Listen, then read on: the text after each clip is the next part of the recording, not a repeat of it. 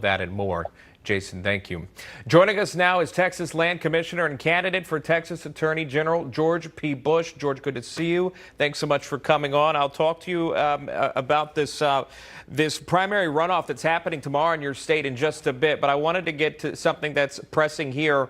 The DOJ announcing it's going to appeal that Title 42 ruling. Your thoughts on that, and this administration really trying to hone in to pull that back, disagreeing with a federal judge. Your thoughts on that? Does Title 42 need to stay in place?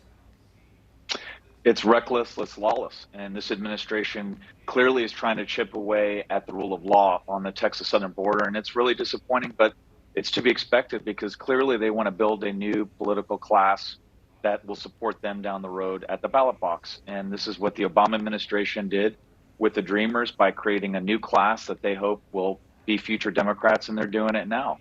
And Jason's absolutely right. A court already weighed in on the Remain in Mexico policy, also known as the Migrant Protection Protocol, administered under the Trump administration. But we clearly on the ground see that this administration is not following the court order. So Jason's absolutely right. Even though the federal judge granted injunctive relief to keep Title 42 on the books so that Border Patrol agents can expedite the removal process, I think it would be naive to say that the administration's not going to follow this court order. And of course, they're going to appeal. So the fight doesn't end. We got a lot of work ahead of us in the remaining time that we have with the Biden administration, and the state of Texas needs to do more as well. And of course, it's a public health emergency or a public health policy, for lack of better words, but that's what it was put there for COVID.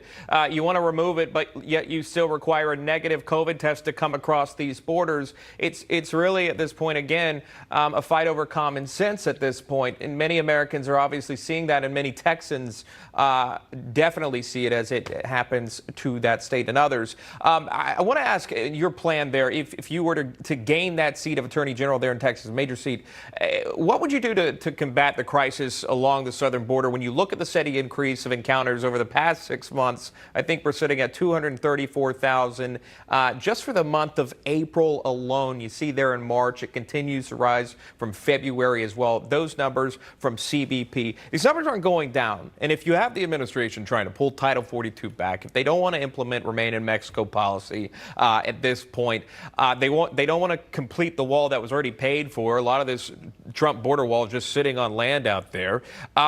Does Texas have its hands tied? Is there something that can be done? Sir, what could you do?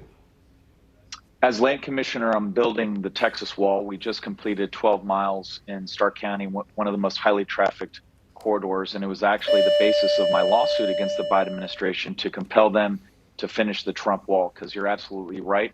Close to 300 miles was yet to be built. We finished 450. And again, this administration is acting on an unconstitutional basis. But in addition to suing the Biden administration, we can do a lot more to deploy legal resources to enforce criminal trespassing claims, because current Supreme Court guidance allows us to arrest illegals under criminal trespassing claims and other property crimes that occur every single day and night along the Texas border. And so the current Attorney General has not deployed one attorney. I'm going to take a completely different viewpoint. I created a lot of controversy, but I think it's the right position for the state to assert its own sovereignty under the U.S. Constitution and hold this administration accountable, allow our law enforcement officials to enforce federal immigration law if the federal government's not going to do their job and protect our state. Let's turn now, if we can, to the primary races that are happening tomorrow: Alabama, Arkansas, Georgia. But for you, sir, there in Texas, it is a primary runoff. And then there was this put out. I want to show you this headline. It reads, quote, George P. Bush rips Ken Paxton for running Biden-style campaign in exclusive interview here. That was from Austin American-Statesman there, one of the local papers there in Texas. Just to show you this, to be fair, earlier in the show, I spoke with Texas Attorney General Ken Paxton just a couple hours back. I'm going to play this for you, and then I'll get your response. Here's that moment. This entire campaign, he's not wanted to talk about what I've been doing in my office, which has been pretty successful, fighting the Biden administration, fighting big tech, fighting for life. He has not once that I know of talked about his accomplishments in office. If he has, he's misled people about the Alamo, about his lack of ability to get money to Houston and sending it all to other places. Those are all false. And I can tell you this, I'm going to continue to fight for Texas. And right now, the polls have me up at least 30 points. All right. That was a snippet of my chat with him earlier. Mr. Bush, your response. Well, I'm delighted that I even have a chance to share this same screen with him, because I challenged him to 10 debates and he didn't show up to one. And I've been working hard every day throughout the state of Texas to reach out to conservative voters, to talk about my record, defending our border as land commissioner, talking about how we can secure the border much more proactively than what Ken does. There's a big difference between filing suits and actually winning in the courthouse. And on the big ones, he hasn't won. We lost against California on the Obamacare case and Facebook on antitrust, just to name a few.